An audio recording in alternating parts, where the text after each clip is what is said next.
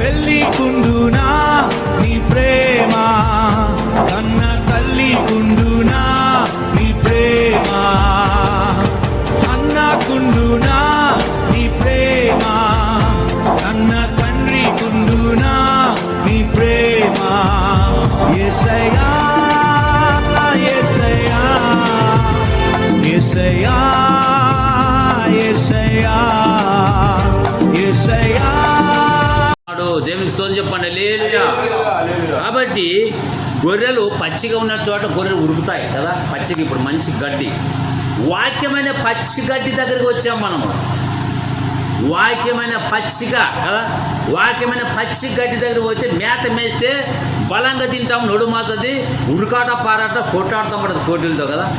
అంటే వాక్యమైన ఆహారము, అందుగురించే వాక్యమైన ఆహారము. అప్పుడే ఏమంటాడు, నీ వాక్యమే నన్ను బ్రతికించేంటాడు. ఏమి ఈ కడప తిప్పులకు బువ్వ కదా, ఆహారం తింటే ఏమంటాడు, ఏమంటాడు, తింటే యేసు శరీరాన్ని తినాలా, వింటే యేసయ్య మాటలు వినాలా. యేసయ్య మాటలు వింటే నువ్వు నిత్యత్వం నడిపిస్తున్నాడు. దేవునికి స్తోత్రం, హల్లెలూయా. అందుగురించే పచ్చిగల చోట్ల అంట. పచ్చిగా అంటే చెప్పండి, ఇప్పుడు ఇట్లా పోతుంటే ఫారం బనవాసి ఫారం ఇట్లా వస్తే యాడదో పచ్చిగా ఉంటుంది కదా, ఆ గొర్రెలు కూడా ఇస్తారు పచ్చికున్న చోట. ఆ గొర్రెలు పోయి యజమానుడు కట్టుబట్టి దూచుకుపోతాయి కదా, ఉరుకాట పారి చిల్లాటం పట్టేస్తాయి. ఎందుకంటే పచ్చిగా, నేను ఏమంటాడు తెలుసా, పచ్చిగల చోట్ల ఆయన నన్ను పరుడ చేయుచున్నాడు. ఎవరు? గొర్రె పిల్లలు, ఒక పోటేలు పిల్లలు. గొర్రెలు ఏ విధంగా పచ్చిగా ఉండే చోటుకి ఎంత ఇష్టపడతాయో, ఏ విధంగా ఆ పచ్చిక అంటే ఆ పచ్చికలో ముళ్ళు ఉన్నా సరే ఆ ముళ్ళలోకి పోయి కూడా తీసుకొని పచ్చిక తింటాయి, కడుపు నింపుకుంటున్నాను కదా. అట్లాగా దావీదు భక్తుడు ఏమంటాడంటే, నీ వాక్యం నన్ను బ్రతింపజేసింది అంటాడు కదా. దేవునికి స్తోత్రం, హల్లెలూయా. అంటే పచ్చిగా ఉన్న చోట నన్ను పరుడు చేర్చును, శాంతికరమైన జలముల యొద్ద నన్ను నడిపించున్నాడు. శాంతి కదా, ఈరోజు శాంతికరమైంది కదా, సమాధానకరమైంది, నెమ్మదికరమైంది. ఎందుకంటే వాక్యం లేక కదా. సామెతల గ్రంథం 4వ అధ్యాయం చూస్తే ఏమి ఇస్తానంటాడు చూడండి ఒకసారి. సామెతల గ్రంథం 4వ అధ్యాయము 4వ చదవండి. దేవుని వాక్యం ఏం చెప్తుందంటే, సామెతల గ్రంథం 4:4 నీ హృదయ 4 ఆయన నాకు బోధించుచు నాతో ఇట్టనెను, నీ హృదయము పట్టుదలతో. ఎవరి మాటలంట? నా మాటలు, జీవమైన మాటలు. ఎవరి మాటలంట? దేవాది దేవుని మాటలు. నీ మాటలు నా మాటలు వ్యర్థమే కదా, వేస్ట్ కదా. దేవుని మాటలు నిత్య జీవం నడిపిస్తున్నాయి. అప్పుడైతే నీకు సమాధానం ఇస్తానంటాడు కదా. చదవ. నా ఆజ్ఞలను గైకొనెడల నీవు బ్రతుకుదువు. ఇక్కడేముంటది, నేను బ్రతుకు దినములు నీ కృపాక్షేమములు నా వెంట వచ్చును. ఓ ప్రేమ్ కుమారు, ఓ మధు, ఓ దేవదాసు, ఓ రాజు, నేను వెతుక్కుంటూ వస్తాను. ఎందుకు ఎత్తుకుంటూ వచ్చే? నీవు బతికే దినాలన్నీ ఆయనకి ఇచ్చావు, నీవు దేవుని గణపరుస్తున్నావు, నువ్వు వెతుక్కుంటూ వస్తాయి కదా. నీవు దేవుని పక్కన పెట్టి నువ్వు ఉరుకాట పారాట సిల్లాటం పాటి లోక సమూరితే అవి రెక్కలు కట్టుకొని ఎగిరిపోతాయి కదా. నీ దగ్గర రెక్కలు కట్టుకొని రావాలా, కృపాక్షేమములు నా దగ్గరకు వస్తాయంట. దేవునికి స్తోత్రం కదా. నీవు దేవుని దగ్గరకు వస్తే ఆయన నీ దగ్గర రెక్కలు కట్టుకొని ఆశీర్వాదాలు పంపిస్తున్నాయి కదా అంటాడు. దేవుని దయ నా కుమారుడు కుమార్తెను ఇచ్చాడంటాడు. దేవుని దయ, దేవునికి స్తోత్రం చెప్పండి, హల్లెలూయా. అంటే దేవుని కుమారిచ్చారు. డ్యాన్సులు సినిమాలు తీయడానిక, డ్యాన్స్ చేయడానిక, ఎగలాడి చేయడానిక, ఎంజాయ్ చేయడానిక, కూతురు పెట్టడానిక, చుక్కమ్మగలడానికి ఇష్టం వచ్చే తల్లిదండ్రులను పక్కన పెట్టి ఇష్టానుసారం బతుకుతుంది. ఎంతోమంది రాలిపోతున్నారు ఒక్కోసారి భూమండలం దాటిపోయి, దేవుని భయం లేక.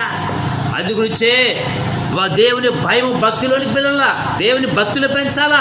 కుటుంబానికి దేవుని యొక్క మాటల్ని, కుటుంబానికి దేవుని మాటలు పెంచితే ఆశీర్వాదం కదా. ఈరోజు తల్లిదండ్రుల మాటలు ఇచ్చుకోకుండా ఎంతోమంది రాలిపోతున్నారు. తప్పదాగి ఎగడానికి, ఎంజాయ్ చేయడానికి బతుకునిచ్చింది, నీకు సంతానం ఇచ్చింది నీ కొరక, నీ పిల్లల కొరక, దేవుని కొరక. దేవుని కొరకు బతకాలా. ఇది ఎంతకాలం బతక? 90 కీర్తన 10 చూస్తే ఆయుష్కాలం చూడండి. 90 కీర్తన 10 ఎంతకాలం బతుకు? నీవు నీ కొరకు పెంచుకుంటావా? దేవుడు అంటాడు. ఒక భక్తున్నాడు, భార్యని బాగా ప్రేమించాడు, తీయేసినాడు దేవుడు. దేవునికి ఏదైతే నువ్వు ఎక్కువగా గారభంగా దాని మీద మనసు పెట్టావో దేవుడు తీసి పారేస్తాడు. ఒక భార్యని కానీ ఒక పిల్లల్ని కానీ ఏదైనా ఎక్కువ ప్రేమించి కట్ చేస్తాంటాడు కదా. అందుగురించి దేవుని కంటే ఏది మనసు పెట్టరాదు, మమకారం పెట్టరాదు కదా. దేవుణ్ణి మనం ప్రథమ స్థానం ఇవ్వాలి. చూడండి 90 కీర్తన 10 వచనము ఆయుష్కాలం గురించి రాయించాడు.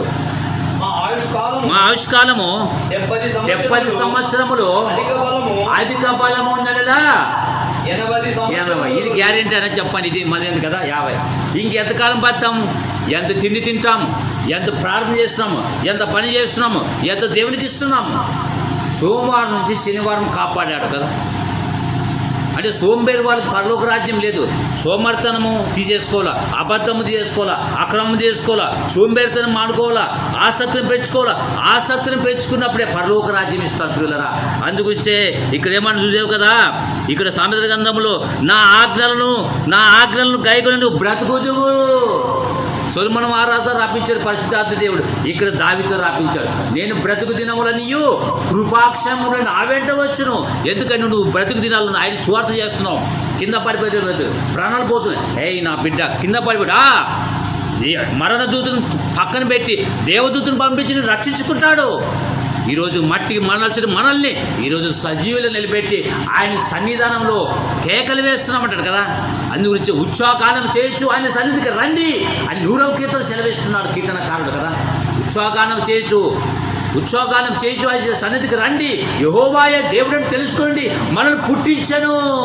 ఎందుకు పుట్టించాడు? నీ పని కొరక, నీ ఇంటి కొరక, నా కొరక ఎందుకు పుట్టించాడు? నీవు దేవుని కనపరిస్తే, నువ్వు దేవుని సాటిస్తే, దేవుని మహిమపరిస్తే నీ కుటుంబాన్ని దేవుడు నిన్ను చక్కగా నడిపిస్తాడంట పిల్లరా. ఎంతోమందికి లేని భాగ్యము. ఇటువంటి పాఠాలు ఎంటెక్ కాలేజీలు ఉన్నాయా, డిగ్రీ కాలేజీలు ఉన్నాయా, ఏ కాలేజీలో ఏ యూనివర్సిటీలు ఉన్నాయా, పీజీ పేజీల్లో ఉన్నాయా, ఏ డిగ్రీ మహాయోగి లక్ష్మ డిగ్రీ కాలేజీలు ఉన్నాయా, మరి ఆర్కే మరి వచ్చేసి తిరుపతి యూనివర్సిటీ కాలేజీలోనా ఏ కాలేజీలో దొరుకుతున్నాయి? నేను శాంతిని ఇస్తానంటాడు కదా. ఎన్నో వచ్చిన కదా, నా శాంతిని ఇస్తానంటాడు కదా. అందుగురించే నా ఆజ్ఞలు కానీ నువ్వు బ్రతుకుతావు. నువ్వు బాగా చదివితే ఉద్యోగం వస్తుంది. నువ్వు కష్టపడి దేవుడు నమ్ముకొని వాక్యాసాలు పడితే పరలోక రాజ్యం ఇస్తానంటాడు కదా. యోహాను సువార్త 14వ అధ్యాయము 6వ వచనం కనబడుతుంది. ఏమంటాడు చూడండి, బైబిల్ ఓపెన్ చేయండి. యోహాను సువార్త 14వ అధ్యాయము 5, 6 వచనం చదవండి పిల్లరా. నువ్వు ఎలా బతుకుతావు? ఇక్కడ బతుకుతావు, పరలోక రాజ్యంలో బతికిస్తాడంటే నీకు ఆత్మకు కొన్ని కోట్ల సంవత్సరాల లైఫ్ ఉందని అర్థం కదా.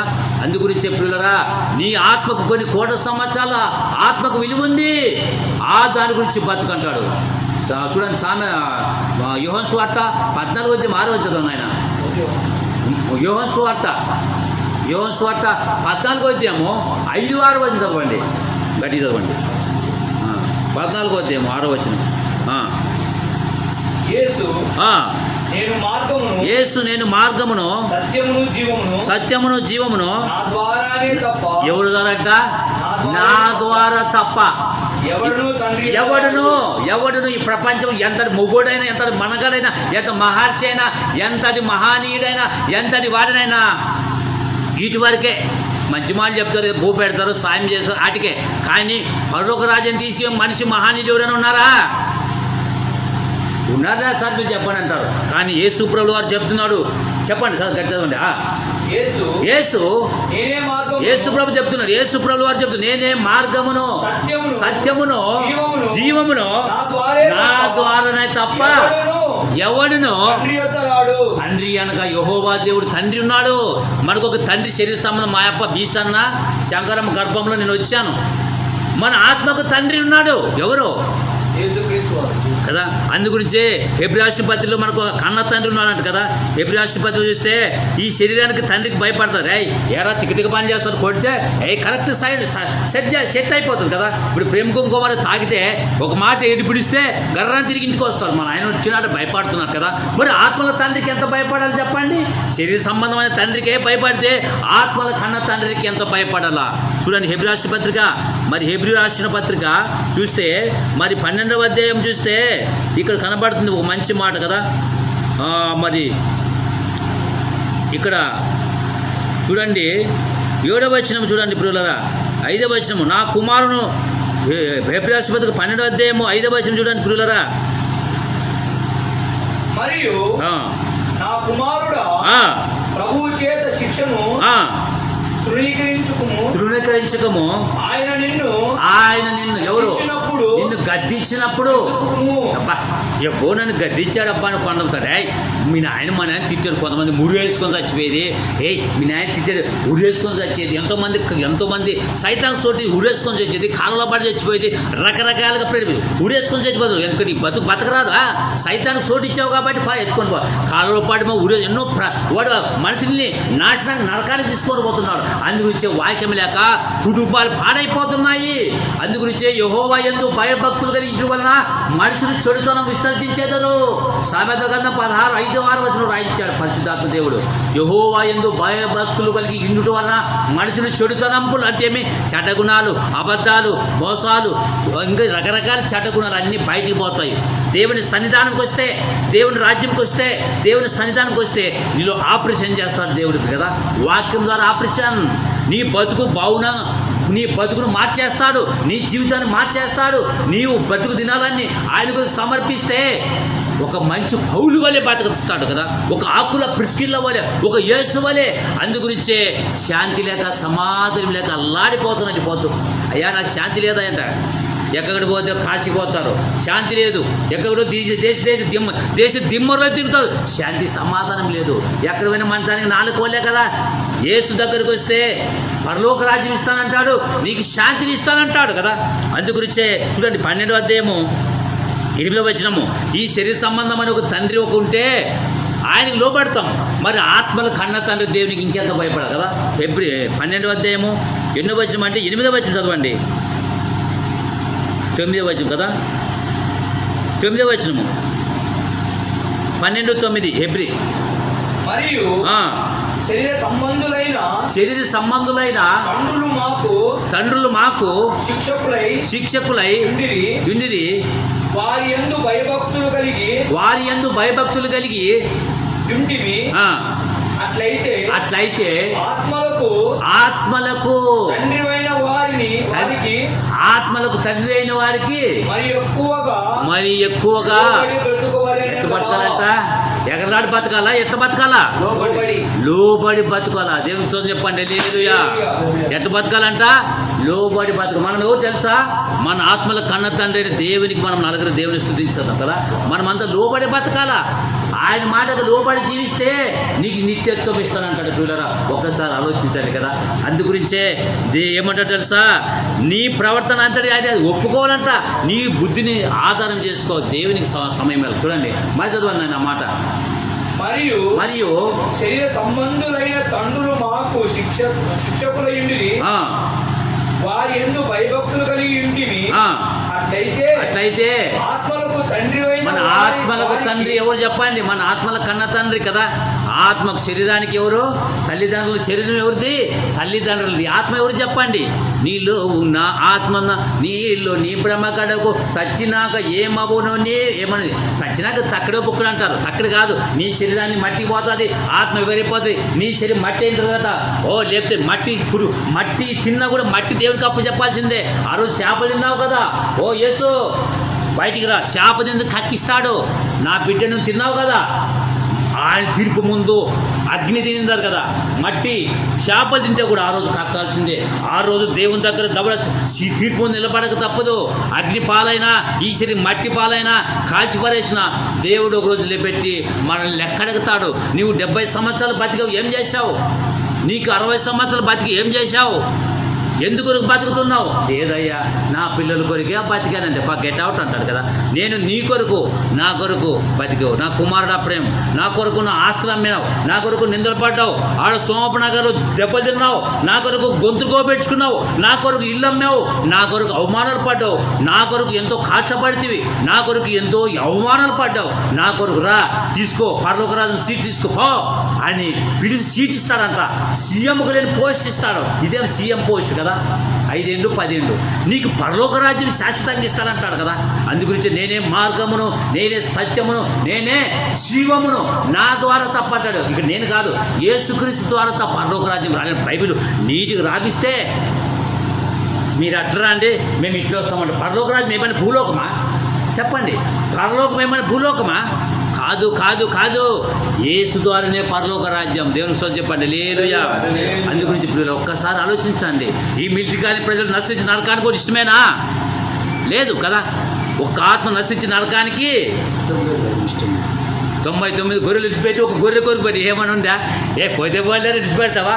ఇప్పుడు ప్రేమ 100 గొర్రెలు ఉన్నాయి. 100 గొర్రెల్లో ఒక గొర్రె తప్పిపోయింది. అది 99 గొర్రెలు ఇడిచిపెట్టి ఒక గొర్రె కొరకు పారిపోయినాడు. ఎవరు? ఆ గొర్రె దొరికిందని చిక్కుని మోసుకొని వచ్చినప్పుడు 90 గొర్రెల కంటే తప్పిపోయిన గొర్రె మోసుకొచ్చి దాంట్లో కలిపినందుకు ఎంతో ఆనందం అంట కదా. ఆ గొర్రె ఎవరు తెలుసా? నేను నువ్వు మనం అన్నావు కదా. ప్రేమ వాళ్ళు అన్నాడు. సో రక్తంలో ఒక తల్లి గర్భంలో పుట్టిన ముగ్గురు వాళ్ళన్న ఆవేదన చూడికి ఉరికాట పారట పోయినాడు. అంటే గొర్రెకి ఎట్లా ఉంటుందో, నా గొర్రె నేను దేవుని రాజ్యం నాతో పాటు రావాలి అన్నదమ్ములు కూడా తపన చెందుతున్నాడు. అరే కనుమూస్తే నరకమాదా? అయ్యో అయ్యా దేవుని మాటలు రాండి అయ్యా పోతాం. ఎందుకు? గొర్రెల వల్ల తో తప్పిపోయినారట కదా. ఆ గొర్రెల వల్ల త్రోవ తప్పకుండా దేవుని వైపు రావాలని తపన. నా కుటుంబానికి చెప్పండి అయ్యా బోధ, నా కుటుంబానికి చెప్పండి అయ్యా బోధని ఎంతోమంది సేవకులు పిలిపించుకొని వాక్యం చెప్తున్నారంటే ఇందులో దేవుని ప్రేమ ఉంది కాబట్టి వాళ్ళందరికీ పోతారు. అదే వాళ్ళలో ప్రేమ లేకుంటే, దేవుని ప్రేమ లేకుంటే వాళ్ళందరి దగ్గర తీసుకుపోతాడా? దేవుని ప్రేమ ఉంది కాబట్టి వాళ్ళందరికీ పోయి వాక్యం ఇచ్చాడంటే నాకు దేవుడు వాక్యం చెప్పాను పిల్లరా. అందుగురించే నేను బ్రతుకు దినములన్నీ కృపాక్షేమములే నా వెంట వచ్చును. ఓ ప్రేమ్, ఓ మధు, ఓ దావీదు ఎక్కడున్నావు? వెతకండి నీ దగ్గరకు వచ్చి చూసుకుంటాయంట. ఈ బతుకులు 60 లేక 70 కదా, చూసాం కదా. ఈ బతుకు 60-70 ఏళ్ళే ఎంత బతుకుతున్నాము దేవుని కొరకు కదా. దేవుని సన్నిధానం పరిచయం చేయాలా, దేవుని సేవకులు కరపతులు పంచాలా, దేవుని కొరకు పాట పాడాలా, దేవుని కొరకు ఉరుకాట పారట, దేవుని రాజ్యం ప్రకటించాలా. ఒకరు కొట్టినా, తిట్టినా, తొలినా, ఒడివేసినా, నరికి పారేసినా కూడా దేవుని రాజ్యాన్ని ప్రకటించాలా. దేవుని కోసం హల్లెలూయా. అప్పుడు పరలోకం ఊకే చర్చికి వస్తాను, పాట పాడతాను, సంధ్యాస్తాను, ఊకే ఆఫీసర్ మాది ఉంటే కాదు. దేవుని కొరకు మన పని ఏం చేయాలా? మన బలం దేవునికి ఇవ్వాలా, మన శక్తి మనం దేవునికి ఇవ్వాలా, మన ఆయుష్యం మనకు ఆయనకి ఇవ్వాలా. ఆయనకి ఇస్తే దేవుని సంతోషపెట్టే వారిగా ఉంటే మనల్ని ఆశీర్విస్తాడు. దేవునికి మహిమ తెచ్చే వారిగా బతుకుతున్నామా? మనకు మనమే గొప్పలు చెప్పుకుంటున్నామా? అందుగురించి యాకోబు రాసిన 4:8 మీరు దేవుని యొద్దకు రండి, అప్పుడు ఆయన మీ యొద్దకు వస్తాడు, నీ కుటుంబం దగ్గరికి అంటాడు కదా. దేవుని సమాధానం ఉంది కదా. అందుగురించే హన్న దేవుని సన్నిధానంలో కూర్చొని దేవాలయం విడవకుండా గట్టిగా పట్టుకొని దేవాలయాన్ని విడుకుంటూ 80 సంవత్సరాలు వృద్ధాపం శరీరం సహకరించదామే ఆయన దేవాలయాన్ని విడుకుంటాం. అన్న గట్టిగా మనస్ఫూర్తిగా పట్టుదలతో ప్రార్థన చేసి అన్న కదా, అన్న వలే బతకాల మనం కదా. అందుగురించి పిల్లరా మరి ఏమంటారు? నా ఆజ్ఞలు గైకొని ఉన్నారా? నా ఆజ్ఞలను గైకొని నీవు బ్రతుకుదు, జ్ఞానం సంపాదించుకునము, బుద్ధి సంపాదించుకునము, నా నోటి మాటలు మరొకము, వాటి నుండి తొలగిపోకము, జ్ఞానం విడికొని నేను కాపాడును కదా. కాబట్టి నీ సంపాదన ఇచ్చి బుద్ధి సంపాదించుకో అంటాడు. ఏం సంపాదంట? నీ సంపాదన బుద్ధి కదా, బుద్ధి జ్ఞానం. ఈరోజు కాలేజీకి పోతే పిల్లలకి ఎంతట? ఎంటెక్, బీటెక్, హైటెక్ కాలేజీలు ఇంత సీట్ల కొరకు లక్షలు ఖర్చు పెడతారు. పరలోక రాజ్యం ₹1 వేసి అందేసి పరలోకం కొడతావా? మనం కష్టపడి సంపాదన దేవునికి సమర్పించుకోవాలని బైబిల్ చెప్తుంది కదా. లాస్ట్ మాట ముగించుకుందాం పిల్లరా. చూడండి 3వ అధ్యాయం సామెతల గ్రంథంలో, నేను జ్ఞానం కాదు నువ్వు అనుకోవద్దు, యెహోవా యందు భయభక్తులు కలిగి చెడుతను విడిచిపెట్టము, అప్పుడు నీ దేహమునకు ఆరోగ్యము, నీ ఎముకలకు సత్తువ కలుగును, నీ రాబడంతో ప్రథమ ఫలమును, నీ ఆస్తిలో భాగమిచ్చి యెహోవాను కనపరచును, అప్పుడు నీ కొట్టు ధాన్యం సమృద్ధిగా ఉండును, నీ గానుగుల నుండి కొత్త ద్రాక్షరసం పైకి పొన్ను. యెహోవా నా కుమారుడా, యెహోవా శిక్షను ధృవీకరించు, ఆయన గద్దించినప్పుడు ఇసుకోవద్దు, అప్పుడు నువ్వు బతుకుతావు కదా. అప్పుడు నువ్వు వెతుకుంటూ వస్తుంది ఆశీర్వాదం కదా, అప్పుడు వస్తుంది. కాబట్టి నీవు దేవుని దగ్గరకు వచ్చినప్పుడు దేవుడు ఆశీర్వదిస్తాడు. అందుగురించే మత్తయి సువార్త 11:28 చూస్తే చూడండి, ముగించుకుందాం పిల్లరా. మత్తయి సువార్త 11:28 చూస్తే కదా. కాబట్టి నువ్వు నా ఆజ్ఞలను గైకొని నువ్వు బ్రతుకుతావు, లేకుండా చస్తావు కదా. దేవుని ఆజ్ఞలను గైకున్నారా? నిన్ను వల్ల నీ పొరుగువాన్ని ప్రేమించు, పూర్ణ బలముతో పూర్ణ శక్తి దేవుని స్మరించు, అప్పుడు నీకు పరలోక రాజ్యం ఇస్తాడు. ఏ పరలోక రాజ్యం అక్కడిలా దొరుకుతుందా? ఏదైనా కాలేజీ దొరుకుతుందా? పరలోక ఉత్తికిస్తాడా? పరలోక రాజ్యం అంటే 12 ముత్యములతో కట్టబడిన మహారాజ్యం. ఆ రాజ్యం కావాలంటే శరీర సంబంధంగా చచ్చిపోవాలా. నీవు ఏమిటా? అహం ఏమో చచ్చిపోవాలా. అహం పెద్ద మాటలు, అబద్ధాలు. కొంతమంది నాకు పరందరు ఏ సార్ బుధులను కానీ నీళ్లు బుధుడు కూడా అబద్ధాలు చెప్తారు కొంతమంది. అబద్ధం ప్రాణాంతక కదా, అబద్ధం చాలా డేంజర్. పరలోక రాజ్యానికి లేదు అటువంటి వాళ్ళని. చూడండి, ప్రకటన గ్రంథంలో ఉంది అబద్ధాలు. పరలోక రాజ్యం ఉందా, అబద్ధాలు ఎక్కువ చెప్తుంటారు కొంతమంది. చూడండి, అబద్ధం గురించి 21వ అధ్యాయంలోనే 8వ వచనం రాయించాడు కదా. ప్రకటన గ్రంథం 21వ అధ్యాయం 8వ చదవండి ఒకసారి గట్టిగా. ప్రకటన గ్రంథం 21వ అధ్యాయం 8వ చదవండి ఆయన. ప్రకటన గ్రంథం 21:8 ఏముందో చదవండి.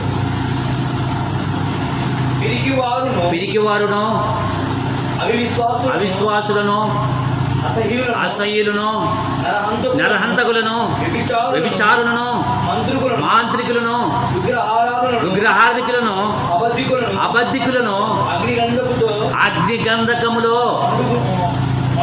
మండు గుండములో పాలు పొందు. రెండవ మరణం అది. శరీరానికి చచ్చిపోయాకో ఇప్పుడు కదా నన్ను ఇప్పుడు తీరాది. అయ్యో నీ ఆస్తి ఎవరు ఇందు కదా. మన ఎవరు సినీ యాక్టర్ నాకు ఎవరు తెలుసా? 750 సినిమా యాక్టర్లు, 750 సినిమాలు, కోట శ్రీనివాసరావు సినిమా యాక్టర్స్. కాళ్ళు లేవు కుమార్తెకి, డైట్ కుమారుడు ఎవరు తిన్న రాస్తి. 750 సినిమాలు తీసి ప్రజలు మెప్పించినాడు సినిమా యాక్టర్ కోటేశ్వరుడు పేరు. ఆయన పేరు అందరికీ తెలిసే, కానీ చనిపోయినప్పుడు ఏం తీసిపోయినాడు? ఏమి లేదు. నీవు క్రీస్తుని సంపాదించుకున్నావు. ఆయన ఎన్ని కోట్లు అంట? కొన్ని 100 కోట్లు సంపాదించుకున్నాడు కదా. అందు గురించి పౌలు అంటాడు, నేను క్రీస్తుని సంపాదించుకున్న సమస్తాన్ని లాభం ఏమైనా సమస్తాన్ని నష్టం ఇచ్చుకొని దేవుని సంపాదించుకొని తిని అంటాడు. దేవుని స్తోత్రం కదా. ఎవరు సంపాదించుకున్నాడంట? దేవుని సంపాదించు. నువ్వంటే ఒక ఆయన ఏం సంపాదించావు సార్? ఓ నాచుడు ఇంత సంపాదించా అంటాడు.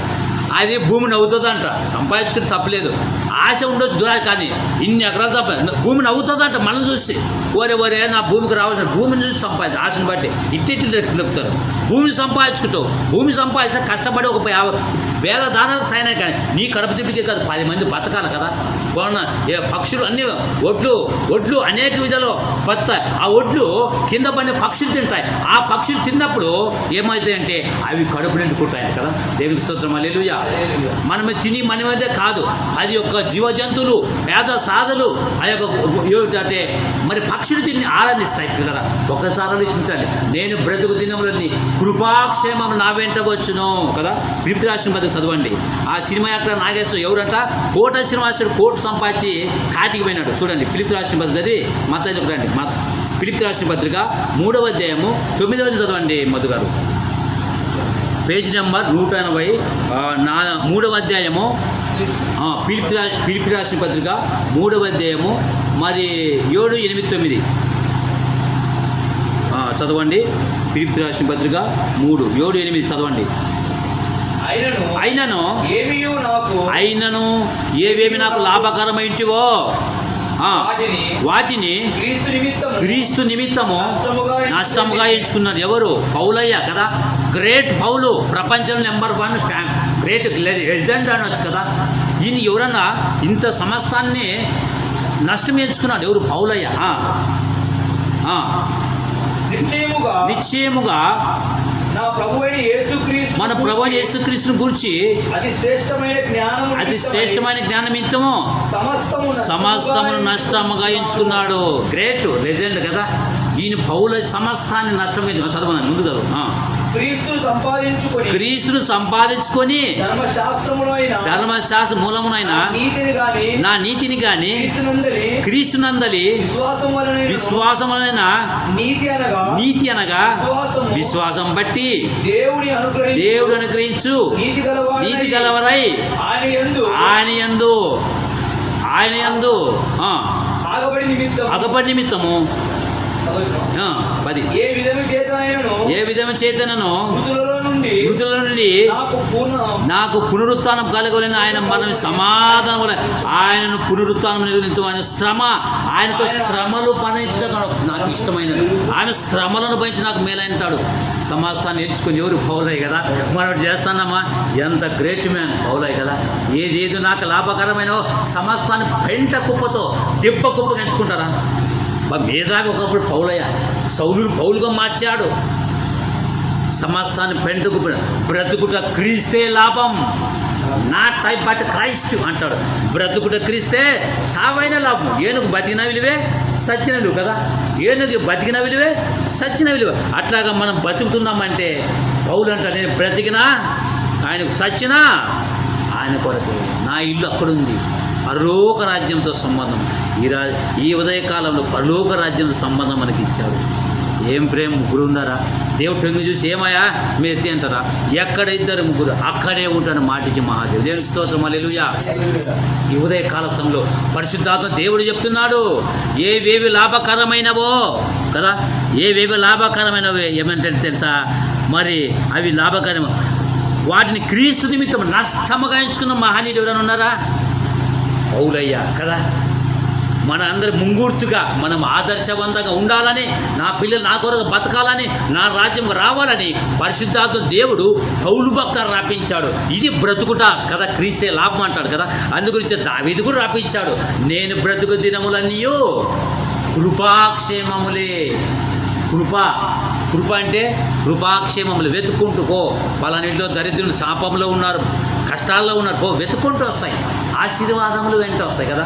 బాధల్లో కింద పడిపోతుందని బైక్ మీద నుంచి పడిపోతే అప్పుడు దేవుడు ఒక దూతను పంపిస్తాడంట కదా. నా బిడ్డ కింద పడిపోతే ఖర్చు పెట్టుకోలేడు కదా, దేవుడు ఒక దూతను పంపిస్తాడంట కదా. ఎందుకంటే ఆయన యందు భయభక్తులుగా ఉంటే, ఆయన నామాన్ని స్మరించే వారికి మనకి ఆయన సముఖమందు ఒక గ్రంథం రాయబడింది. మాలక ప్రవక్త రాయించాడు. చూడండి, మత్తయి 11:11, నేను నీకు శాంతిని ఇస్తాను, నా ఆజ్ఞలు కైకొట్టి శాంతిని సమాధానం ఇస్తానంటాడు. నా ఆజ్ఞలు కైకొట్టి నువ్వు బ్రతుకుదువు, నా ఆజ్ఞలు కైకొట్టి నువ్వు బ్రతుకుతావంట, లేకుంటే చస్తావు. 60-70 ఏళ్ళు ఎంతకొరకు ఖర్చు పెడుతున్నాం.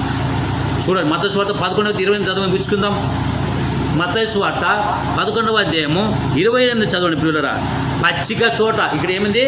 గొర్రెలకి ఏ విధంగా గడ్డి అవసరమో నీకు నాకు దేవుని సన్నిధానం పచ్చిక అంటే ఏమి తెలుసా? వాక్యమైన ఆహారం కదా. ఈ తిండి తింటే కండ వస్తుంది. వాక్యమైన ఆహారం తింటే ఆత్మీయంగా బలపడతాము, ఆత్మీయంగా డెవలప్ అవుతున్నాం పిల్లరా. ఒక్కసారి మనసు పెట్టి ఆలోచించండి. ఒక్కసారి కను మూస్తే పాతాళం ఉంది, జీవితం క్లోజప్ చాప్టారు కదా. ఈ భూమి మీద బతుకుతున్నామంటే యేసయ్య కొరకు బతకాల, తండ్రికి ఇష్టంగా బతకాలి. ఒకసారి చూడండి, మత్తయి సువార్త 11:28 చదవండి. ఏముందా? 28 వచ్చిన ప్రయాసపడి భారం మోయుచున్న సమస్త జనులారా నా యొద్దకు రండి. ఎవరి దగ్గరంట? నా దగ్గరకు వచ్చి ఏం లేదుడా.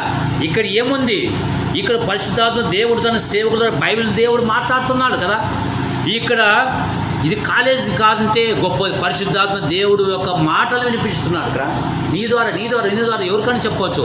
ప్రయాసపడి భారం మోయించిన సమస్త జనులారా నా యొద్దకు రండి, నేను మీకు విశ్రాంతి కలగజేస్తానంట. నా శాంతి నీకు ఇస్తానంటాడు. నా ఆజ్ఞలను కైకొట్టి బ్రతుకుతావు, నా శాంతిని నీకు ఇస్తాను. శాంతి లేదు. ఎంతోమంది రోడ్లు పట్టుకొని పిచ్చోళ్ళలాగా తిరుగుతున్నారు కొంతమంది కదా. శాంతి లేక సమాజం పిచ్చోళ్ళలాగా మెంటల్గా తిరుగుతున్నారు. కోట శ్రీనివాసరావు ఎన్ని కోట్లు సంపాదించి శాంతి లేదు, సమాధానం లేదు, నాకు ఎందుకు ఇలాగా జరుగుతుందని అనుమానపడ్డాడు. కానీ నేను చనిపోయేటప్పుడు ఏమి సంపాదించుకోలేదు కదా. ఆస్తులు ఎన్ని కోట్లు సంపాదించిపోయినాడు. ఏమి తీసుకుని మోసపోయినాడు ఏమైనా కోట్లు? కన్న తండ్రినే మరచి కాటికి వెళ్ళిపోతున్నారు ఆత్మల కన్న తండ్రిని. మనం మరిచిపోయే వారముగా ఉన్నామా? మరిచిపోకూడదు. దేవుని కేక పెట్టే వారముగా ఉన్నామా? మన రక్తము, మన ఒంట్లో రక్తము బిందు ఆయన కొరకు పనిచేస్తున్నామా? ఒకసారి ఆలోచించండి. 100 మంది కాదు, 1000 మంది కాదు, దేవుని యొక్క వాక్యం విని ఉజ్జీవం, ఉల్లాసం, బలము, ఆయుష్ రావాలని దేవుడు ముందంగా రాయించాడు కదా. వాక్యం వింటే నీ వాక్యం నన్ను బ్రతికించెను. హల్లెలూయా. ఈ సమయంలో యేసు ప్రభు చెప్పారు అదే మాట, కీర్తనకారం ద్వారా చెప్పాడు అదే మాట కదా. నేను బ్రతుకు దినములన్నీ కృపాక్షేమములే. నేను బ్రతుకు దిన కృపాక్షేమం వెంట వచ్చున్నాను. ఒకసారి మనసు పెట్టాను, మోకరించుదాం. ప్రయాసపడి భారం మోచిన సమస్త జనులారా మీ నాయ దగ్గర నేను మీకు విశ్రాంతి ఇస్తాను కదా. ఆ పురుగుతో తీసేపు ప్రేమ నీ చేయకడ పురుగు తీసి ఒక్కసారి ఆలోచించండి. ప్రయాసంతో ఉన్నావా? భారంతో ఒకసారి ప్రార్థన చేయండి. ప్రార్థన చేయండి. స్తోత్రం. ప్రయాసపడి భారం వచ్చిన సమస్య మీరు నా దగ్గర నేను మీకు విశ్రాంతి ఇస్తాను. నీవు దేవునికి ఎలాగుండో ఒకసారి ఆలోచన. పరిశుద్ధుడా పరలోక తండ్రి యేసు ప్రభువాని స్తోత్రం నాయన. దయగల తండ్రి మహారాజా మీ వందనాలు. మీ దాసు చెప్పిన ప్రతి లేఖాన్ని భాగాన్ని బట్టి నాయన. ఎందుకంటే ప్రభా ఈ లోకంలో కేవలం ముట్టిదే అన్నాడు. ఎంత ధనమున్నా ఎంత ఉన్నా కన్న తండ్రిని మర్చిపోకూడదు. ఆత్మల కన్న తండ్రి భారాన్ని ఆయన పిలుస్తూ ఉన్నాడని సెలవిచ్చాడు తండ్రి. కీర్తనలో తండ్రి ప్రభా సెలవిచ్చిన ప్రకారంగా తండ్రి, నేనే మార్గం, నేనే సత్యం, నేనే జీవము, నా వద్ద తప్ప తండ్రి వద్దకు ఎవరు చేరలేని సెలవిచ్చాము నైనా. మేము పాపులము తండ్రి, అబద్ధీకులము నైనా, దూషకులు, విమర్శకులం నైనా. ఒకప్పుడు పాపులమైన మేము తండ్రి పాపి కొరకు ప్రాణం పెట్టామునైనా, నీకు స్తోత్రమునైనా. మరణాతానికి స్తోత్రమైన పాపులకు తండ్రి నైనా. దేవుడు అన్నాడు ప్రభా, యేసు ప్రభానికి స్తోత్రంలో తండ్రి, దయగల ప్రభా మహారాజా, ఎవడు లేడు నీతిమంతుడు, ఒక్కడు లేడు, ఒక్కడు లేడు నీతిమంతుడు అని సెలవిచ్చావునైనా. నీకు స్తోత్రమునైనా. యేసయ్యా నీకు స్తోత్రములు. అందరూ పనికిమాలై దావత్ తప్పిపోతున్నాడు ప్రభా, నీకు స్తోత్రమునైనా. ఒక్కడు లేడు నీతిమంతుడు అన్నావు తండ్రి, నీకు స్తోత్రం. సాతానుగాడు పెట్టిన క్రియలు బట్టి పాపులమైన తండ్రి, దేవానికి స్తోత్రమునైనా. పరలోక తండ్రి నీకు స్తోత్రాలు తండ్రి. భూమిని ఆకాశాన్ని కలిగజేసిన దేవుడు అయ్యానికి స్తోత్రమునయ్యా. నిన్ను ప్రకృతి కలిగజేసిన దేవుడివి, గాలి భూమి ఇచ్చిన దేవుడు, వర్షం ఇచ్చిన దేవుడివి తండ్రి. ప్రభావానికి స్తోత్రమునైనా. మానవుని కోసం తండ్రి ఎన్నో మాకు మేలు చేసావునైనా, అవన్నీ మేము మర్చిపోతున్నాం తండ్రి ప్రభా నైనా. మా తండ్రి ఈ ఆదివారం వచ్చిన ఆరాధన, స్తుతి ఆరాధనలో మాకు ఇంతవరకు మాకు తోడుకున్నావు ప్రభా, అని స్తోత్రమునైనా. యేసయ్యా నేను పాపిని తండ్రి, దుర్మార్గుని నీచిన నన్ను కరుణించావునైనా, నీకు స్తోత్రములు ప్రభా. ఎవరు చూడని ప్రేమను చూపించావు, నీకు స్తోత్రము దేవా. నీకే వందనాలు తండ్రి, నీకు స్తోత్రాలు ప్రభా. నీకు వందనములు తండ్రి. ఈ లోకంలో బ్రతుకుతున్నప్పుడు కేవలం నీ దయ ప్రభా, నీ దయ లేని లేదు నైనా. నీకు స్తోత్రము నైనా. మా తండ్రి, మా దేవుడు తండ్రి ప్రభా, ఆనాడు తండ్రి ప్రభా మైన పరలోక దేవుడు సంతోషపడి సువర్తమానం అందించావు నైనా. స్తోత్రములు తండ్రిని మర్చి మేమునైనా మరవకూడదు ప్రభా, నీకు స్తోత్రం. దేవా నన్ను క్షమించండి దేవా. ఇక్కడ మధును కూడా దీవించండి, ఇక్కడ పెద్దాన్ని దీవించు దేవా. ఈ సంఘాన్ని దీవించి ఇంకా అనేకులు రాలేదు ప్రభా, వాళ్ళు కూడా నడిపించమని ప్రార్థిస్తూ దేవానికి స్తోత్రం నైనా. నా తండ్రి, నా దేవనైనా ఎంతో మంది కూడా దేవుడు స్తుతించి ప్రభా మరి స్తుతించలేక, దేవుడు గుర్తించలేక నైనా తాగుతూ తింటూ వాళ్ళు తమ పనులు చేసుకుంటున్నారు ప్రభా. మరి దేవానికి స్తోత్రం. మాకైతే ఈ భాగ్యం ఇచ్చావు నైనా, నీ స్తోత్రం నైనా. నైనా నీ దాసులు చెప్పిన ప్రతి లేఖను బాగాను బట్టి సంఘాన్ని దీవించండి నైనా. మా తిరుమాపతి సంఘాన్ని, పిల్లల్ని, కుటుంబాన్ని మీరు వర్ధిల చేయమని ప్రార్థిస్తూ ఏ సంఘాన్ని దినదిన అభివృద్ధి చేయండి నైనా. నీకు స్తోత్రం తెలుసుకుంటూ నైనా మా ఇంతవారు వాక్యాన్ని మరి దీవించావు, వాక్యాన్ని మాతో మాట్లాడు ప్రభా. మీరు సహాయం చేసిన వందనాలు. నేను పాపిని క్షమించి